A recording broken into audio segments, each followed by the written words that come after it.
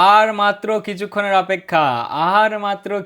অপেক্ষা, তারপরেই শুরু হতে চলেছে the real rivalry, the original rivalry, the El Clasico, MI versus CSK. অনেক নর্মাল ম্যাচই তো দেখলাম নাকি, অনেক রাইভেলরি তো দেখলাম, এইবার না হলে আসা যাক অরিজিনালটার কাছে। হ্যাঁ মানছি দু ভাইয়ের এইবারের আইপিএল এর সিজনটা সেরকম খাস শুরুয়াত হয়নি কো, বাট তারপরেও ভাই, একদিকে রোহিত তো একদিকে ধোনি, একদিকে ব্লু তো একদিকে ইয়েলো, একদিকে 5টা ট্রফি তো অপর দিকেও 5টা ট্রফি। এটাই তো আসল লড়াই ভাই, এটাই তো আসল মারামারি, বুঝলে তো, এটাই তো আসল রাইভেলরি।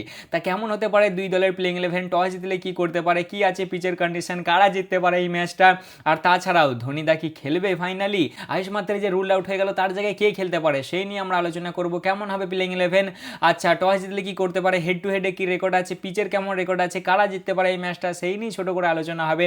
তাহলে চলো আর বেশি না বকে ভাট, আজকের ভিডিওটা শুরু করা যাক। ভাই বিশাল এক্সাইটেড এই ম্যাচটার জন্য, বুঝলে তো, কারণ অনেক কিছুই খবর আছে যেগুলো আমি তোমাদেরকে দেবো। আর তাছাড়াও দুটো দলের কাছে আমি একটা জিনিস রিকোয়েস্ট করবো, দেখো বড় ভাই, তোমরা যেমন খেলবে খেলো, আমাদের কোনো অসুবিধা নেই, ঠিক আছে, বাট দিন শেষে তোমরা আমাদেরকে একটা এন্টারটেনিং ম্যাচ দিও, তাহলেই হবে, ঠিক আছে। ওয়ান সাইডেড বোরিং ম্যাচ দিও না বস, কারণ ওয়ান সাইডেড ম্যাচ দেখে দেখে আমাদের বিরক্ত লেগে যাচ্ছে, আর ভালো লাগছে না। তোমরা বরঞ্চ একটা লাস্ট ওভার ম্যাচ দিও, ঠিক আছে, মানে যেটা লাস্ট ওভারে যে ফিনিশ হবে, কম স্কোরের হোক বা বেশি স্কোরের হোক, যেমন হোক আমাদের কোনো যায় আসে না কো। দুটো দলই নো ডাউট ভাই টপ লেভেলের দল, ঠিক আছে, মানে তাদের ওরা তো একটা আছে নাকি ভাই। হ্যাঁ মানছি লাস্ট 2 বছর সেরকম খাস যাচ্ছে না সিজনটা, বাট তারপরেও 5টা ট্রফি নেওয়াটা তো মুখের কথা নয়, তাই না ভাই। তাই বলছি যে দুজনে ভাই একটা তোমরা এন্টারটেনিং ম্যাচ দেখাবে, ঠিক আছে, মোটেই জানো ওয়ান সাইডেড ম্যাচ করো না, জানি এটা দুটো পয়েন্টের লড়াই নয় ভাই, এটা হচ্ছে লেগেসির লড়াই, ঠিক আছে। তাই তোমরা সেরকমই একটা পারফরমেন্স দিও। তা সবার প্রথমে যদি আসা যায় ভাই টসের দিকে, টস আমার মনে হয় যারা প্রথমে জিতবে তারা ফার্স্টে বোলিংয়ের দিকেই যাবে, যেহেতু ওয়ান খেটে ম্যাচ আছে তো। যদিও দুটো দলই ভাই ফার্স্টে ব্যাটিংই ভালো করছে। এর আগে যদি মুম্বাইয়ের ম্যাচটা দেখি, মুম্বাই তোমার জিটির বিপক্ষে জিতে আসছে, যেখানে তারা প্রথমে ব্যাটিং করেছিল, সেই তিলক ভার্মা 100 লাগিয়ে দিয়েছিল। আর যদি এসে তোমার ইয়ের দিকে যাই, সিএসকের দিকে যাই, সিএসকে তো হায়দ্রাবাদের কাছে হেরে আসছে ভাই, এরা সেকেন্ডবার ব্যাটিং পেয়েছিল বাট পারেনি রানটা চেস করতে, ঠিক আছে। এদের আমি যতটা দেখছি এরা প্রথমে বোর্ডে রান লাগিয়ে দিয়ে তারপরে ডিফেন্ড করতেই পছন্দ করছে, বাট তারপরেও মনে হচ্ছে কালকের ম্যাচে প্রথমে টস জিতলে বোলিংয়ের দিকেই যাবে। এরপরে যদি আসি হেড টু হেড রেকর্ডে, তাহলে বর্তমানে এদের মধ্যে ম্যাচ হয়েছে তোমার 39টা, যেখানে এমআই জিতেছে 21টা এবং সিএসকে জিতেছে 18টা। এরপরে যদি চলে আসি পয়েন্টস টেবিলে, আগেই তো বললাম যে দুটো দলেরই সেরকম এবারের আইপিএলের সিজন শুরুয়াত হয়নি। তোমার সিএসকে আছে বর্তমানে 8 নম্বরে আছে, যারা 6টা ম্যাচ খেলেছে, দুটো জিতেছে, 4টে হেরেছে এবং 4 পয়েন্ট নিয়ে আছে তোমার 8 নম্বরে। এদের নেট রান রেট হচ্ছে -0.78। প্রথমে 3টে ম্যাচ হেরেছিল, মাঝে দুটো জিতেছিল, তারপর আবার একটা ম্যাচ হেরে গেছে। আর এমআই আছে বর্তমানে 7 নম্বরে, এদেরও সেম 6টা ম্যাচ খেলেছে, দুটো জিতেছে, 4টে হেরেছে এবং 4 পয়েন্ট নিয়ে আসে 7 নম্বরে। এদের মধ্যে ডিফারেন্সটা খালি রান রেটের ভাই, এমআই রান রেট আছে বর্তমানে 0.07 প্লাসে আছে এটা, আর সিএসকের আছে -0.78, বুঝলে তো, এই হচ্ছে ডিফারেন্স।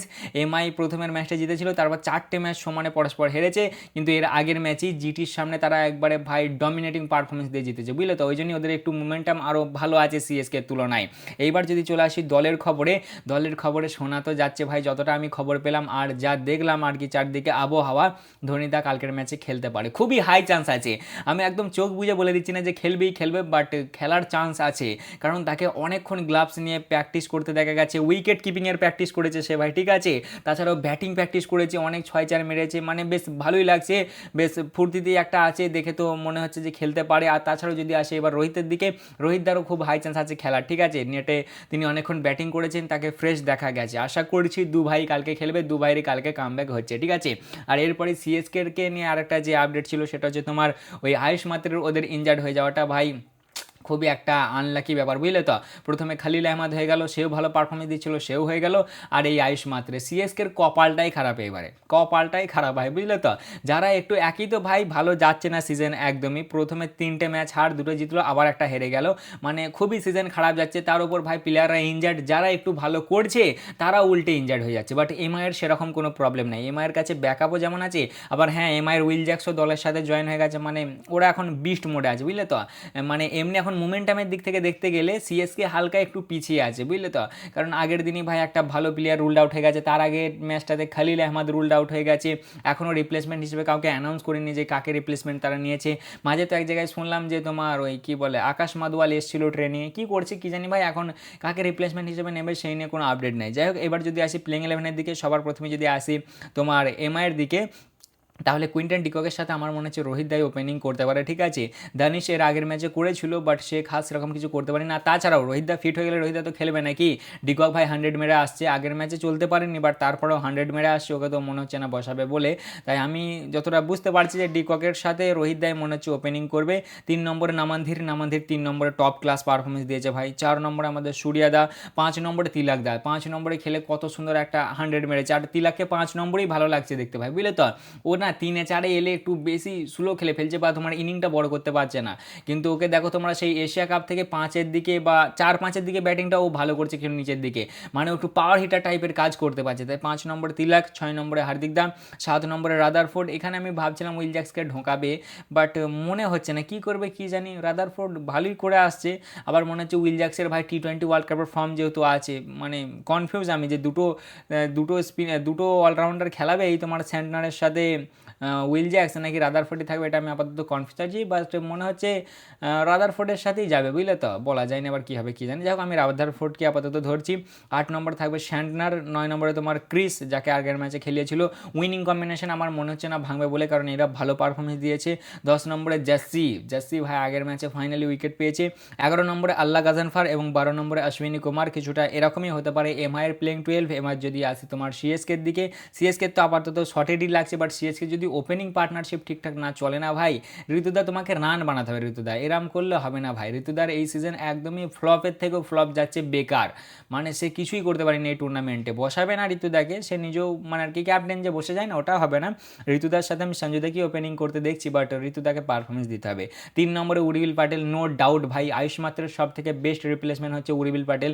এর আগের বছরে ও ভালো পারফরমেন্স দিয়েছিল, এই বছর কেন ওকে চান্স দিচ্ছিল না আমি এখনও বুঝতে পারছি না ভাই। বাট এই ম্যাচে তো আমি আশা করছি উর্বিল প্যাটেলই খেলবে, কারণ উর্বিল প্যাটেলকে অনেকক্ষণ প্র্যাকটিস করতে দেখা গেছে। 4 নম্বরে সারফরাজ, 5 নম্বরে দুবে, 6 নম্বরে ব্রেভিস, 7 নম্বরে থালা, 8 নম্বরে জেমি ওভারটন। থালা কামব্যাক করবে মনে হচ্ছে কালকের ম্যাচে, খুবই হাই চান্স, বুঝলে তো। থালা কালকের ম্যাচে কামব্যাক করবে তোমার। তারপর 8 নম্বরে জেমি ওভারটন, 9 নম্বরে অংশুল কম্বোজ, 10 নম্বরে নূর, 11 নম্বরে মুকেশ এবং 12 নম্বরে গুরজাপনীত। মোটামুটি এরকমই প্লেইং 11 আমি কিছুটা দেখছি। এবার আকিলকেও এরা নিয়ে আসতে পারে, বলা যায় না। ধরো এদের কাছে জেমি ওভারটন, অংশুল কম্বোজ, মুকেশ গুরজাপনীত 4টে ফাস্ট বোলার থাকছে। স্পিনার জাস্ট আমি একটাই দেখতে পাচ্ছি নূরকে। তাহলে যদি কন্ডিশন সেরকম থাকে তাহলে এদের জায়গায় হয়তো একজন মানে আর কি বসিয়ে তোমার আখিলকে নিয়ে আসতে পারে, আখিল হোসেনকে। আর যদি দেখা যায় যে পেস ফ্রেন্ডলি পিচ আছে তাহলে ওরা 4জনই খেলবে, এরকমই আমি দেখছি আপাতত কিছুটা প্লেইং 11। আর যদি এবার আসি প্রেডিকশনের দিকে, তাহলে আমার মনে হচ্ছে ভাই মুম্বাই জিততে পারে এই ম্যাচটা, ঠিক আছে। দেখা যাক কী হয়। তা মোটামুটি এই ছিল আজকের ভিডিও। কেমন লাগলো অবশ্যই জানাবে, ভালো লাগলে লাইক কমেন্ট শেয়ার অবশ্যই করবে। তোমাদের কি মনে হয় কে জিতবে এই ম্যাচটা, সেটাও কমেন্টে অবশ্যই জানাবে। তা আজকের জন্য এতটাই, দেখা হচ্ছে আবার পরের ভিডিওতে। চলো ততক্ষণের জন্য টাটা।